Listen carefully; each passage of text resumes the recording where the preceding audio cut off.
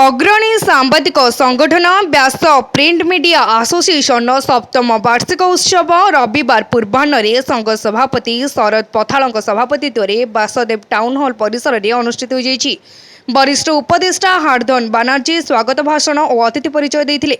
संघर साधारण संपादक डॉक्टर चिंतामणि पाढ़ी संपादकीय विवरणी पाठ करते।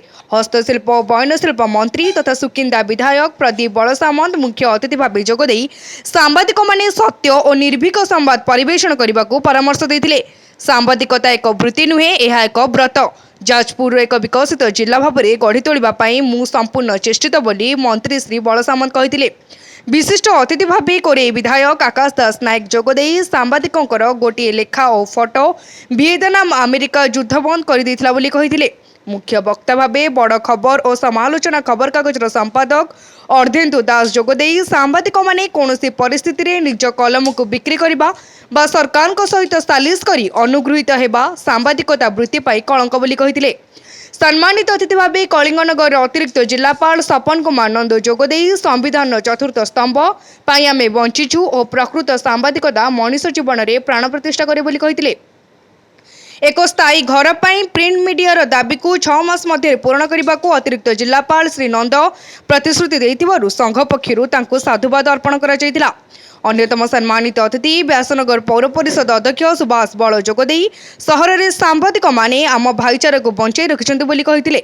जिलार विभिन्न स्थानरू शताधिक सांबादिक, बुद्धिजीवी, आईनजीवी, साहित्यिक, वरिष्ठ नागरिक विभिन्न अनुष्ठान कर्मकर्ता उत्सव में जोग देथिले। सांबादिक मानकर भूमिका समाज गठन में बहुत गुरुत्वपूर्ण और विशेष भाव में व्यास सांबादिक दिन राति परिश्रम कर साधारण मनुष्यर कथा को आगे पाने धन्यवाद कम हम आज दिन शुभेच्छा।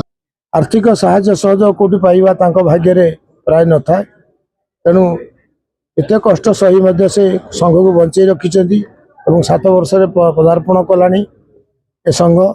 तेणु सांबादिक भाई मानू समस्त को धन्यवाद दूँ। आज कार्यक्रम बहुत महत्वपूर्ण थिला। बहु विषय युगांतकारी पदक्षेप न विशिष्ट वक्ता माने उपदेश देले। हमको सब बेले 78 वर्ष 75 वर्ष पर भी आम एबे भी अन्य मानकर मोहरा है कि काम करुचे। जिते जहाँ को दरकार आमको यूज कर दरकार नहीं आम फोपाड़ी दौरान।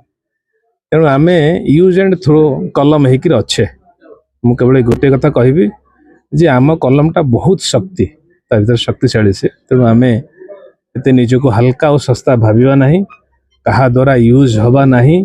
आम व्यास प्रिंट मीडिया एसोसिएशन समस्त कर्मकर्ता ए कार्य को सफल भाव रूपायन करूँ आम समस्त को कृतज्ञता जनाऊँ। प्रशासन एवं सरकार आम जो दाबी रखी आमको एक स्थायी घर निर्माण पर से प्रतिश्रुति देती।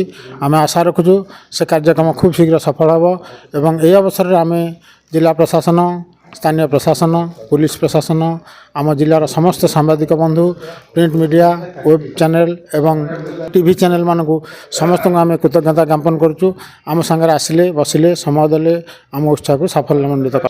बड़ खबर संपादक अर्धेन्दु दास, कलिंगनगर अतिरिक्त जिलापाल सपन कुमार नंद एवं व्यासनगर पौर परिषदर अध्यक्ष सुभाष चंद्र बल आज अतिथि भाव योगदान करते। आमर संगठन सभापति शरद पथाल अध्यक्षता करते। साधारण संपादक एवं अन्य समस्त सदस्य माने आजिकार कार्यक्रम परिचालना दिगरे सहयोग करते। आमर जाजपुर रोड सहर में कार्य करुवा गणमाध्यम माने विशेषकर प्रिंट मीडिया सांबादिक बंधु मानू नहीं ये संगठन आज की 8-9 वर्ष है गढ़ी उठी। यही संगठन एवं तार सप्तम वार्षिक उत्सव अनुष्ठित है। जाजपुर व्यासनगरु ज्योति प्रकाश भूया रिपोर्ट चित्र लाइव।